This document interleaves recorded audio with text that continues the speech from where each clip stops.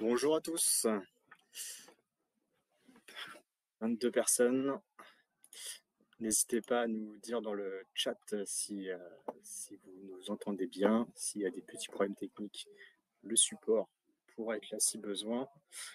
En attendant, je suis super content de vous accueillir sur ce webinaire, ce premier webinaire organisé par Avisia sur le thème de la GNI et de l'expérience client. On va peut-être attendre encore quelques secondes pour commencer. Est-ce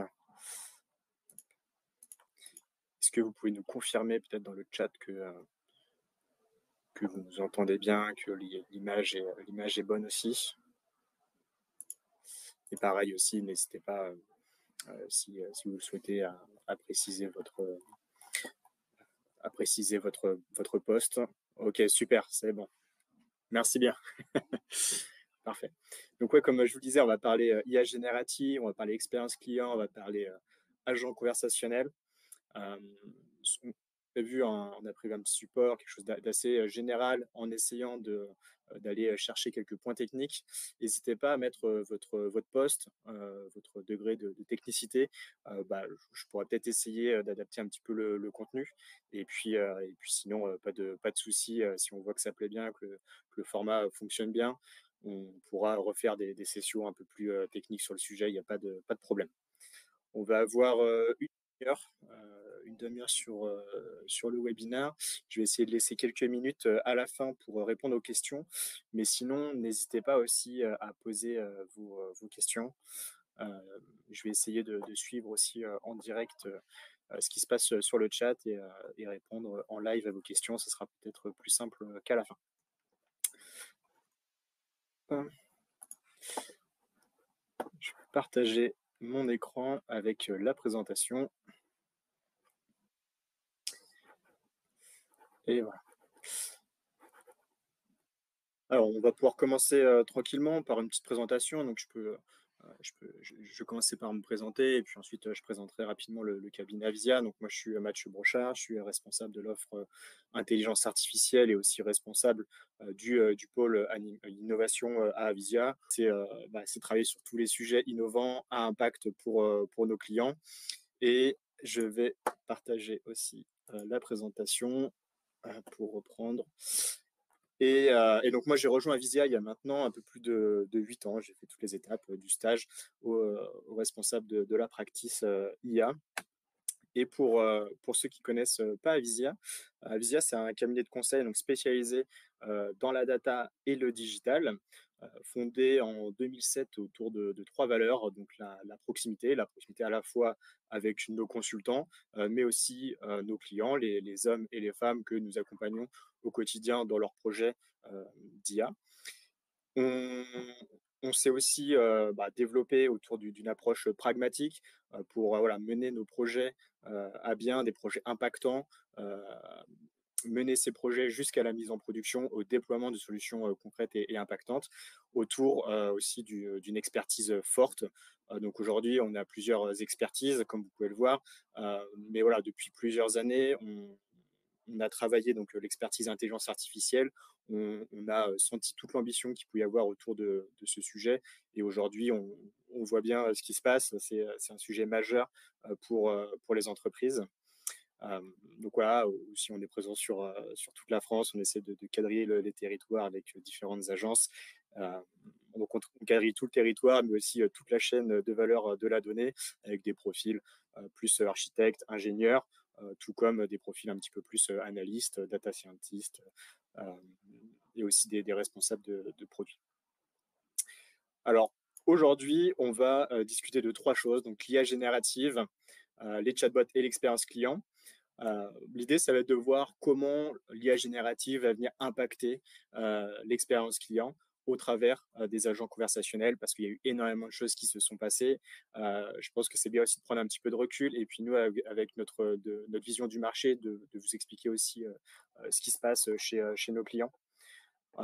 Donc voilà, on va commencer par une petite introduction à l'IA générative pour bien comprendre. Là, encore une fois, je ne connais pas vos niveaux, donc on va essayer de rester assez global, mais de comprendre quand même les grands concepts et les avantages que cela peut avoir sur la partie chatbot. Donc on regardera comment fonctionne un agent conversationnel et comment l'IA générative s'intègre dans ces solutions techniques.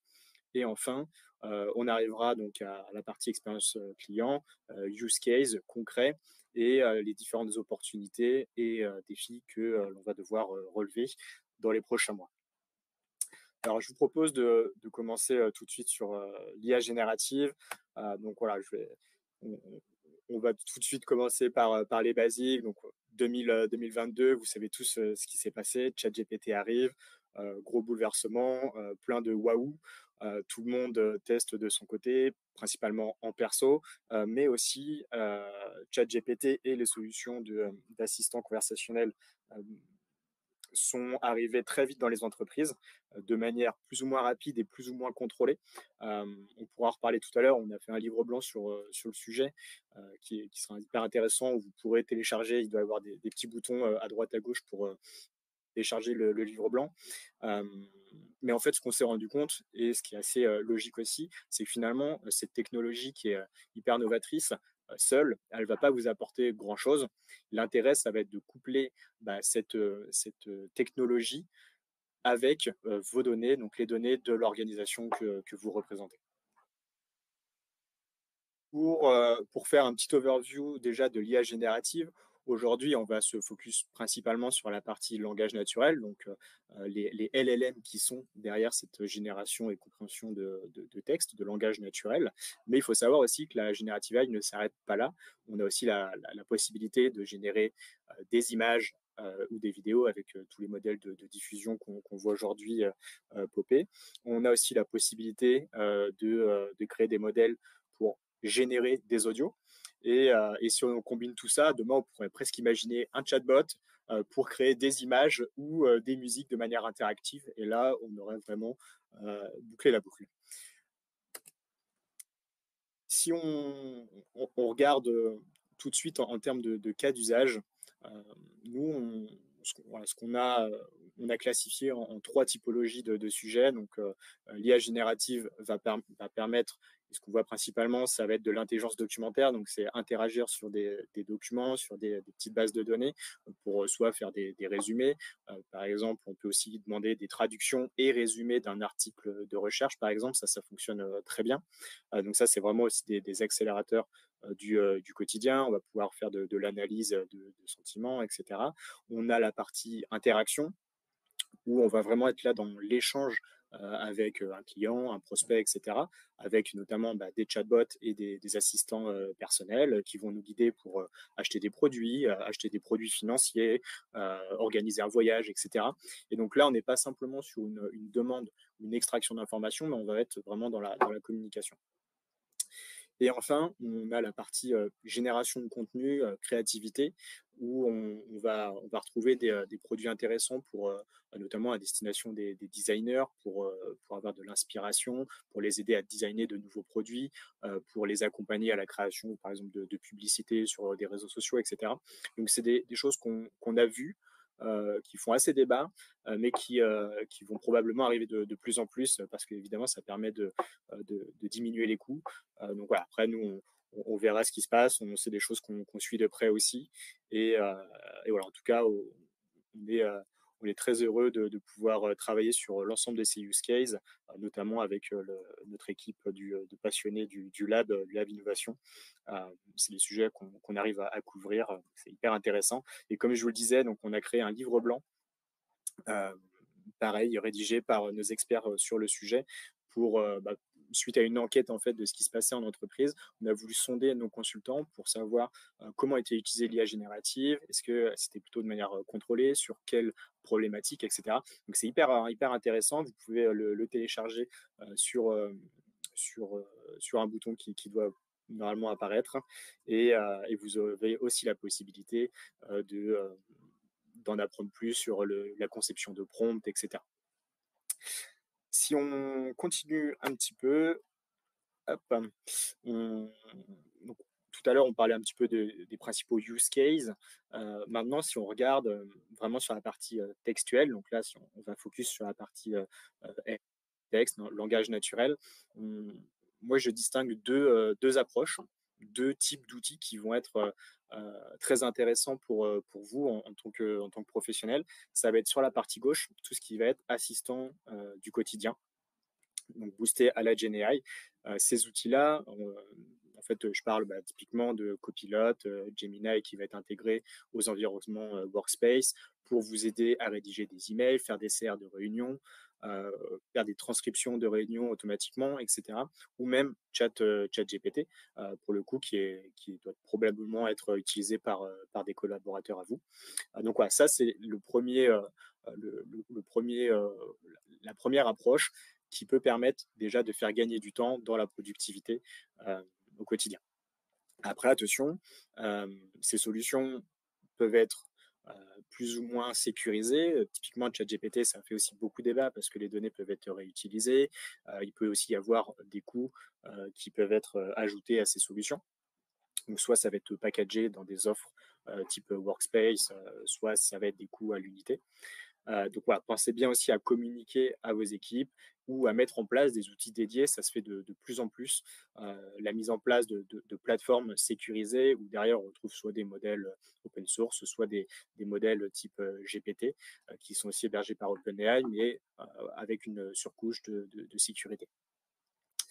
Et enfin, on a sur la partie droite tout ce qui va être projet data.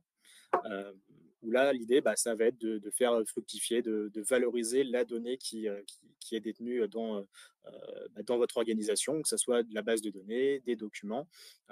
C'est une mine d'or et je pense qu'il faut en profiter. Et donc, généralement, ces cas d'usage, on va plutôt utiliser des API pour aller chercher la connaissance des large language models.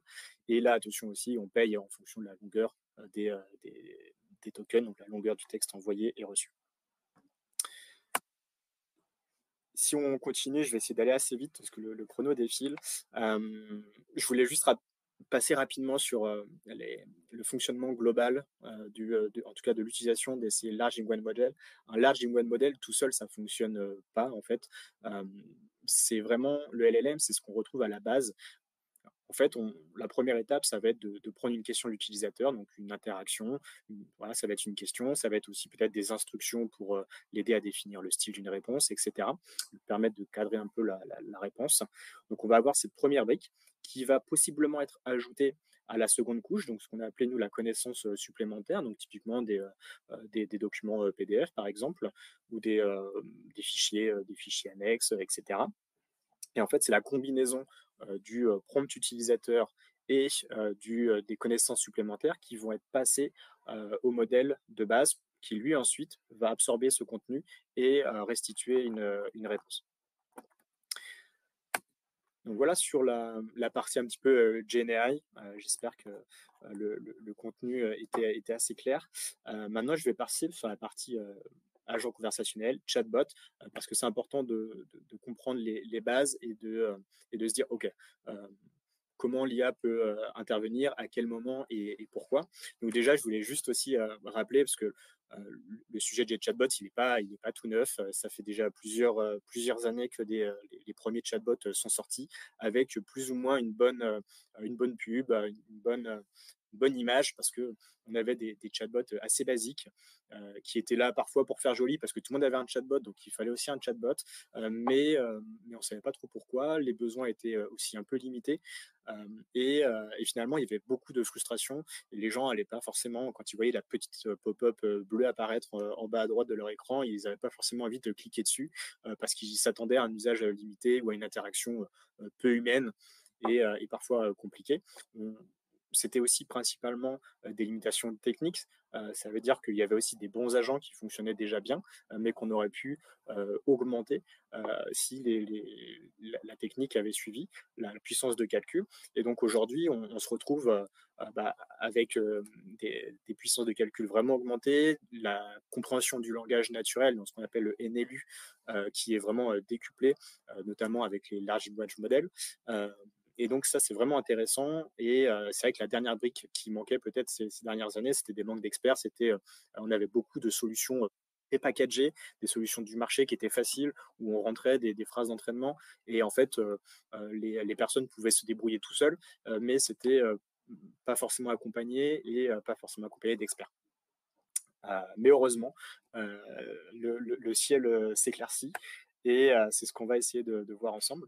Donc pareil, très rapidement, le fonctionnement d'un chatbot, je pense que vous le connaissez, aussi, déjà. Donc on a une première requête de l'utilisateur qui, va être envoyée à notre robot, à notre agent. La première chose qui va se passer, ça va être la détection de l'intention. Globalement, il va y avoir 2 choses, c'est la détection de l'intention et la génération de la réponse. Tant qu'une intention n'est pas détectée, le bot va pouvoir boucler, boucler, boucler jusqu'à temps, bah, qu'il comprenne où il doit aller.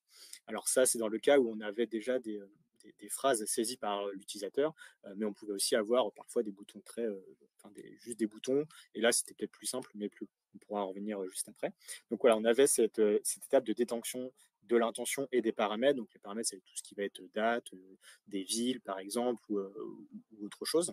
Et tout ça, c'était stocké, retenu, et ensuite, bah, une fois que l'intention était détectée, on renvoyait la réponse qui était prévue. Alors, on pouvait l'enrichir de manière assez méthodique. Par exemple, on pouvait parfois faire un call API à une base de stock ou à une base de données météo, par exemple, et on venait glisser mécaniquement cette réponse dans la phrase, parce que la phrase et la réponse, pour le coup, étaient déjà précalculées, préconçues.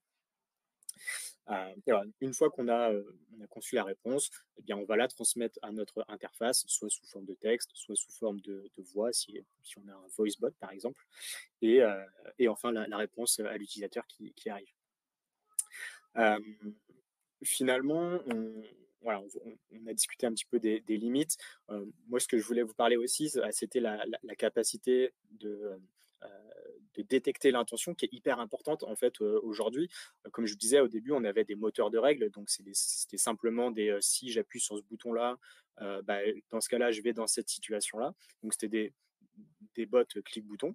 Ensuite, on a eu tout ce qui était machine learning avec des règles un peu statistiques, probabilistes, et le deep learning qui a quand même apporté pas mal de choses pour la compréhension globale du langage. Mais évidemment, c'était aussi de plus en plus complexe, avec de plus en plus de phrases d'entraînement pour nourrir ces modèles-là. Et donc, euh, ces modèles de NLU, il fallait les entraîner vous-même sur vos plateformes avec un maximum de phrases d'entraînement, avec un maximum de contenu.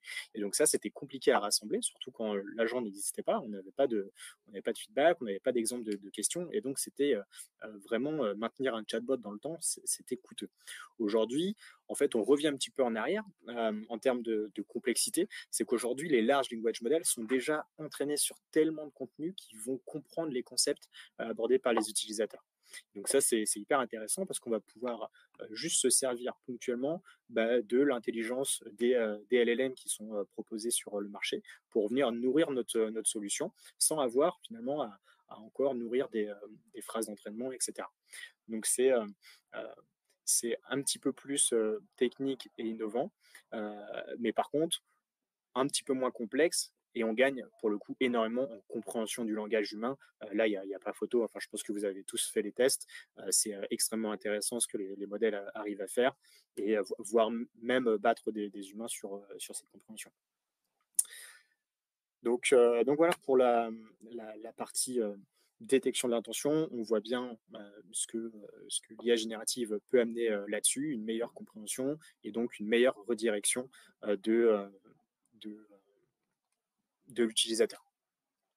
Enfin, sur la partie génération de la réponse, eh ben, c'est pareil. On est passé donc d'une réponse préconstruite, prédéfinie, qui était pas forcément très fluide, ou en tout cas où l'utilisateur pouvait pas rebondir sur ce qu'il venait de dire.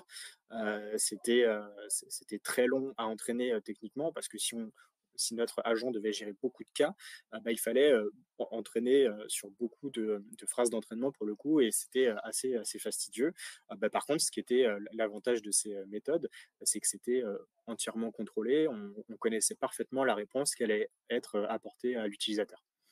Si on avance un petit peu sur la partie génération de la réponse par l'intelligence artificielle générative, bon, là, c'est un petit peu plus difficile à calibrer, même si on a des paramètres qui peuvent jouer, sur, donc la température du modèle pour jouer sur OK, est-ce qu'on va lui donner un petit peu de marge de manœuvre pour apporter la réponse, ou non? Ce qu'il faut aussi prévoir, c'est des recettes un petit peu plus longues globalement avec, les équipes métiers. C'est vu qu'on peut avoir vraiment tout type de questions de l'utilisateur, on n'a pas simplement un fallback, qui tombe ou qui ne tombe pas. Un default fallback, c'est quand il y a pas d'intention qui est captée, on renvoie une réponse type et on lui demande de régénérer. Là, le modèle va toujours essayer de répondre quelque chose.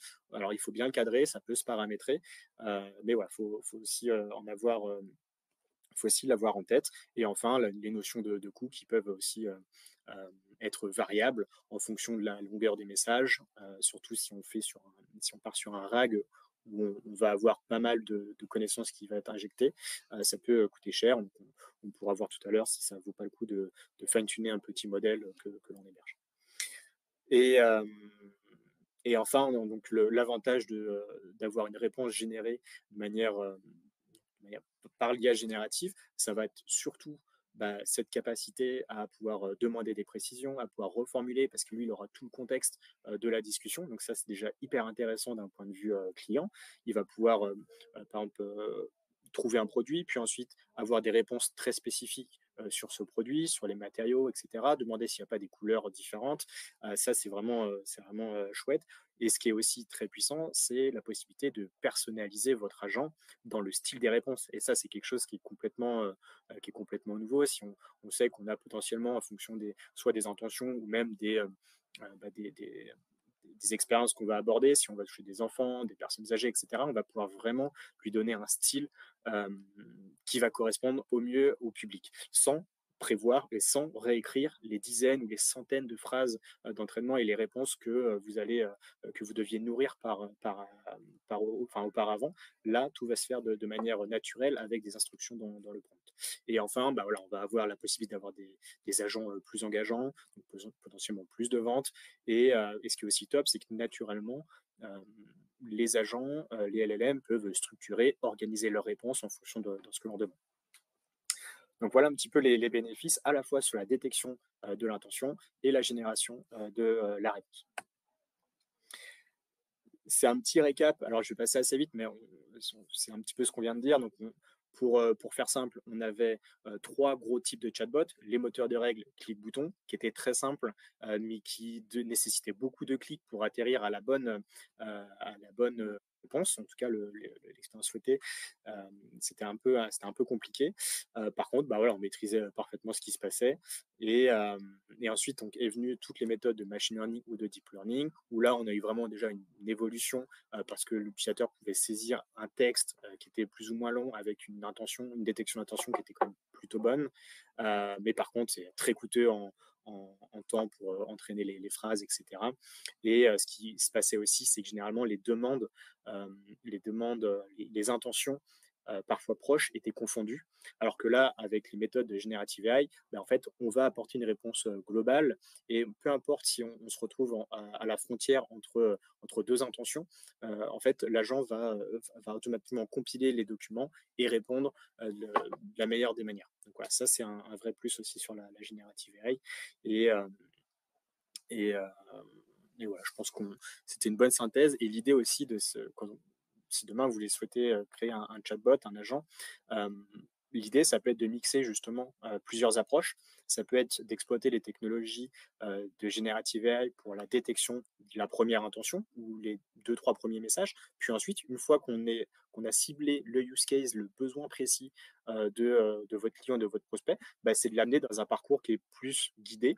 Peut-être là, avec l'arrivée de boutons ou des choses très basiques pour pas perdre de temps. Et voilà, ça peut être une approche intéressante, une approche hybride qui fonctionne bien. Maintenant, si on passe, il nous reste quelques minutes, je vais aller assez vite. Je voulais passer en revue le fonctionnement d'un agent conversationnel boosté à la GenAI. Donc là, j'ai pris l'exemple d'un agent qui pourrait aller interroger soit des bases de données, soit une base documentaire. Donc l'idée, ça va être d'exploiter, comme je disais, de valoriser toutes les données que vous pouvez détenir au sein de l'entreprise. Donc, j'ai pris quelques petits exemples de questions. Quel est le taux de churn ou quels sont les produits les plus achetés, etc. On va avoir, alors vous ne voyez pas mon curseur, mais on va avoir une première route qui va arriver, qui pourrait être traitée par un LLM, par exemple, qui dirait, OK, bah, vu la question utilisateur, je vais partir dans le cas où je vais devoir aller faire une requête SQL, donc faire un texte ou SQL, où je vais plutôt aller me fournir dans la base de connaissances parce que j'ai déjà des reporting, des dashboards qui traitent de cette donnée-là et j'ai déjà la réponse. Et donc, je vais partir dans la voie du bas et je vais aller chercher les X documents. Donc, on est dans la partie basse.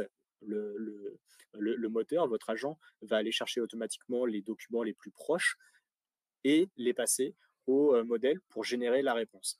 Et finalement, en fait, on s'aperçoit que les LLM, bah, ça va être une toute petite partie de votre système d'IA, de votre système d'agent conversationnel. Parce qu'effectivement, je passe très vite sur la partie texte ou SQL.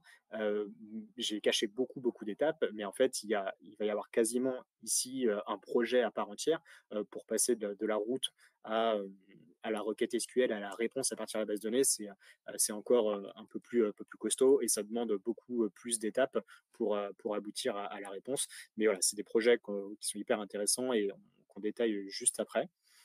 Comme ça, on a une petite overview des différents éléments qui interviennent dans un système de RAG. Donc, un RAG, c'est un LLM euh, augmenté avec de la connaissance supplémentaire, globalement.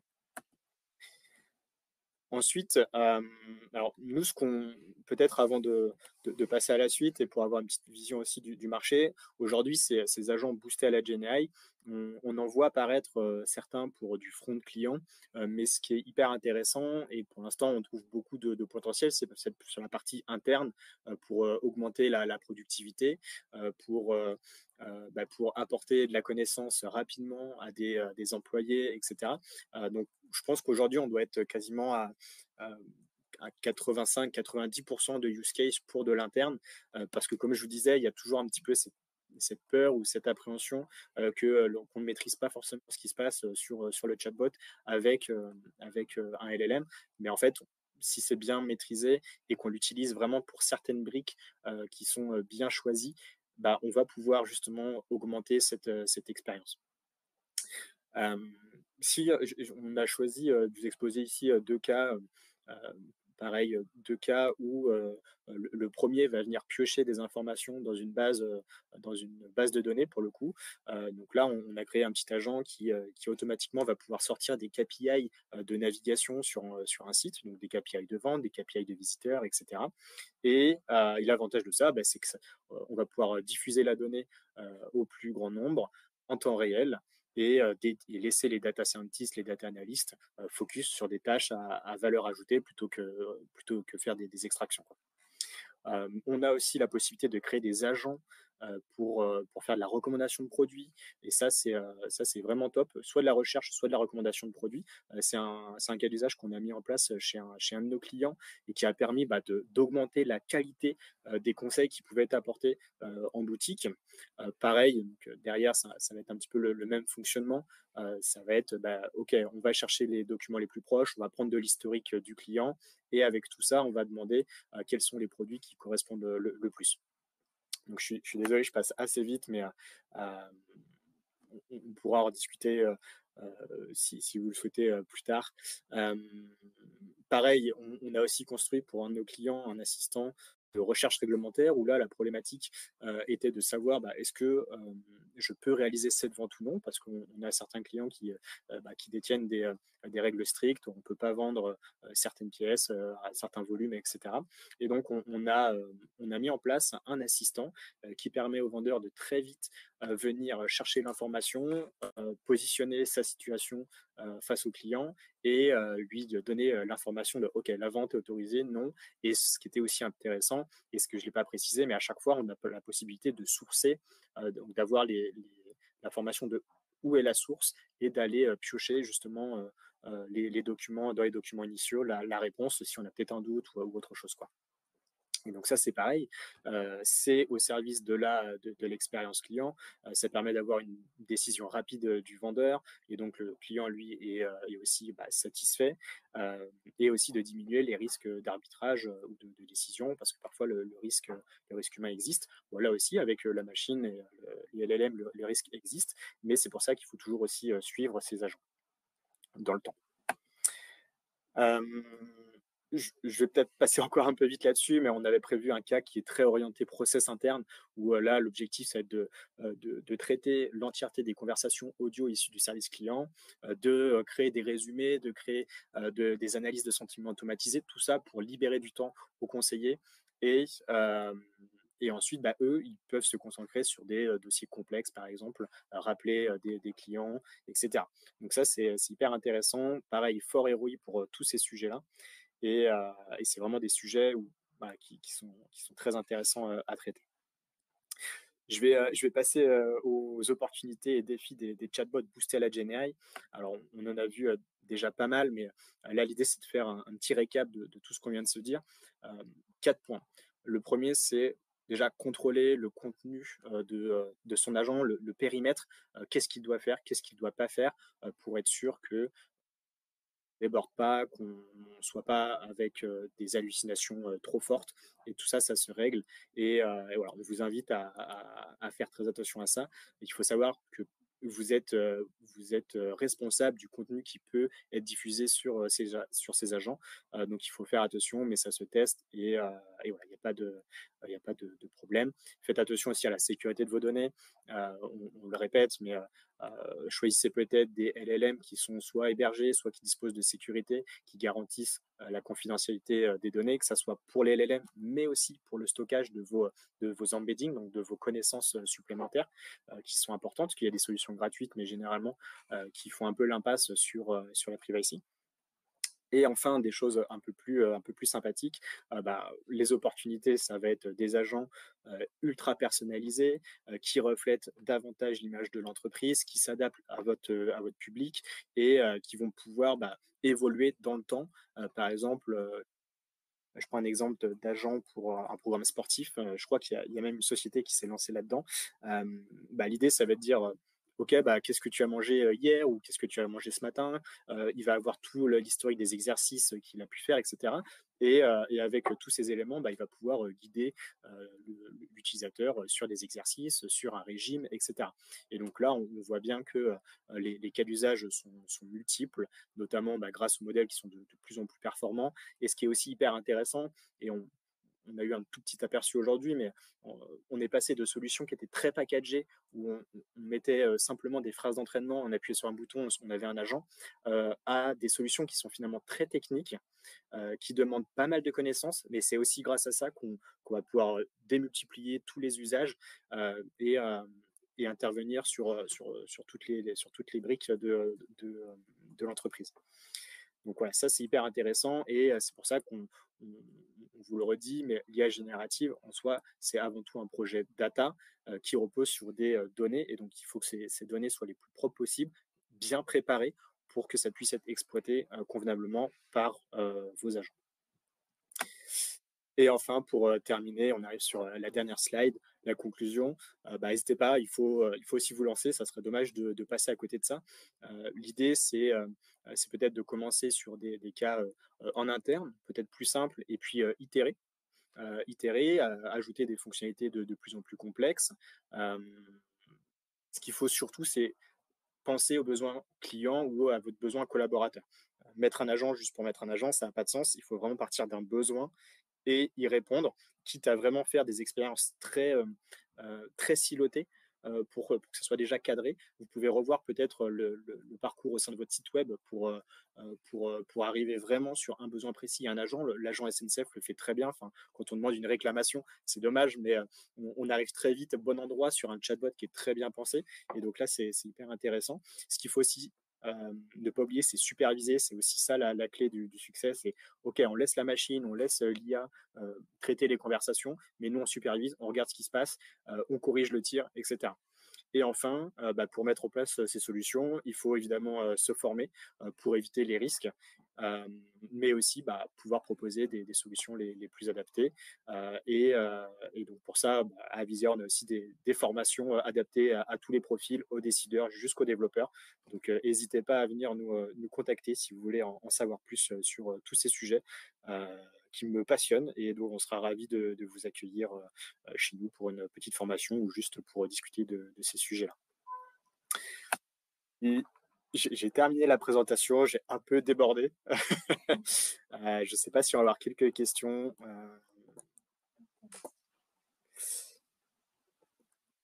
Donc voilà. En tout cas, merci à tous d'avoir participé à ce premier webinaire. J'étais très heureux, et j'espère que ça va ouvrir des questions chez vous, et qu'on pourra travailler ensemble sur les projets que vous allez imaginer pour demain. Merci à tous. Au revoir.